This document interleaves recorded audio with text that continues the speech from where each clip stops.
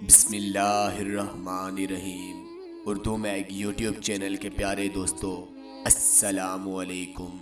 ये कई साल पहले की बात है। अल्लाह ताला का मेरे ऊपर बहुत करम है। माली हालात अब बहुत अच्छे हैं। चंद साल पहले अलबत्ता निस्बतन दरमियानी पोजीशन में था। लाहौर की एक मारूफ मिडिल क्लास सोसाइटी में रहता था। आसपास भी मेरी ही तरह के लोग थे। हर एक के घर में छोटी या बड़ी मगर अपनी कार थी। बाकी मामलात भी आसोदगी वाले थे। एक बार बकरा ईद के मौके पर हस्बे रवायत नमाज के बाद कुर्बानी करवाई। कुछ गोश्त बेगम को भूनने और पुलाव वगैरह बनाने के लिए दिया। बाकी शॉपिंग बैग बनाकर रख दिए। चूँकि हर एक ने कुर्बानी की हुई थी, इसलिए हम मोहल्लेदार एक दूसरे के घर गोश्त ना बेचते। भाई बहनों के घर रान या दस्ते वगैरह बेचने के बाद बाकी गोश्त ड्राइवर को दे देते कि वो खुद ही गरीबों में बांट दे। वो मुस्तहिक लोगों को देता या नहीं, कभी इससे हमने नहीं पूछा। उस दिन इत्तेफाक से मैं ज़ोहर की नमाज के बाद मस्जिद से निकला। थोड़ी सी वॉक करते हुए अपने घर की पिछली गली में गया तो वहाँ देखा एक घर के बाहर 2-3 बच्चे खेल रहे थे। गालिबन वो नए किराएदार थे। पहले कभी मैंने उन्हें नहीं देखा था। बच्चों के चेहरे पर मुझे वो रौनक नजर न आई जो ईद का खासा होती है।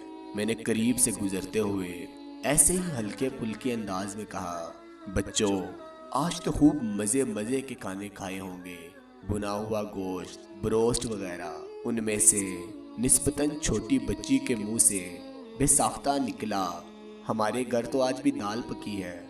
तो मैंने हैरान होकर पूछा, आप लोगों ने कुर्बानी नहीं की? तो मासूम बच्ची ने जवाब देने के लिए मुंह खोला, मगर उसकी 3 साल बड़ी बहन ने उसे घूरी डाली और कोनी मारकर चुप करवा दिया। तो बड़ी बहन मेरी तरफ मुंह करके बोली, अंकल ये झूठ बोल रही है, मेरी मम्मा गोश्त बना रही है। मैं माजरा समझ गया और वापिस आया और बीवी को कहा कि भुने हुए गोश्त का एक डोंगा भर दो और फ्रिज में रखी बकरे की रान निकाली।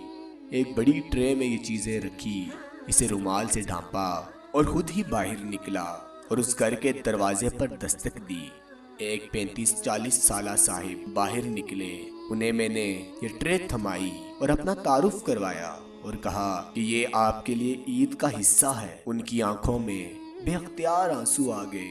उन्होंने शुक्रिया अदा करने वाली नज़रों से मुझे देखा और इसरार करके बैठक खुलवाई, वहाँ बिठाया और बड़ी साफ गोई से बोले, मोहतरम आप हमारे लिए फरिश्ते गैब बन कर आए हैं। आपको यकीन नहीं आएगा कि मेरे घर बकरा ईद के रोज़ भी दाल पकी है। मैं दरमियाने दर्जे का कारोबारी आदमी हूँ। इत्तेफाक से कुछ क्राइसिस में फंसा हूँ कि आजकल जेब बिल्कुल खाली हो गई है। जहाँ जहाँ से रिकवरी होनी थी वो ना हो पाई और आज इस बड़े दिन मेरे पास इतना भी नहीं है कि मैं मुर्गी का गोश्त ही ले लूं।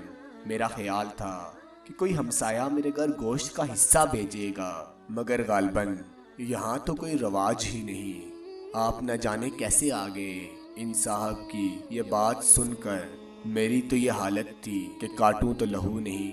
ये सोचकर मैं लरज रहा था कि हमारे हमसाए में भी ऐसे हालात से 2-4 खानदान मौजूद हैं और हम इनसे बिल्कुल नावाकिफ हैं। उन साहब से बाद में भी राब्ता रहा। नहायत शरीफ नफ्स इंसान थे। कारोबार उनका बाद में चल निकला, मगर उन्होंने मुझे एक ना भूलने वाला सबक दिया और ख़ास तौर पर मोहल्ले में आने वाले अब नए किराएदार या पुराने हों, सबका ख्याल रखा जाए, उनसे मसाइल शेयर किए जाएं।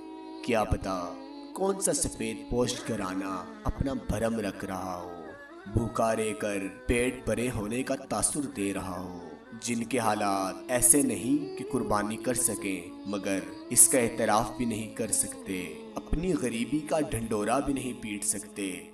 ऐसे ही लोगों के साथ अपने वसाइल शेयर किए जाएं और इस तरह उनकी मदद भी हो जाएगी, उनकी इज्जत नफ्स भी मजरू ना हो और मुश्किल भी दूर हो जाए। अस्सलामु अलैकुम वरहमतुल्लाह।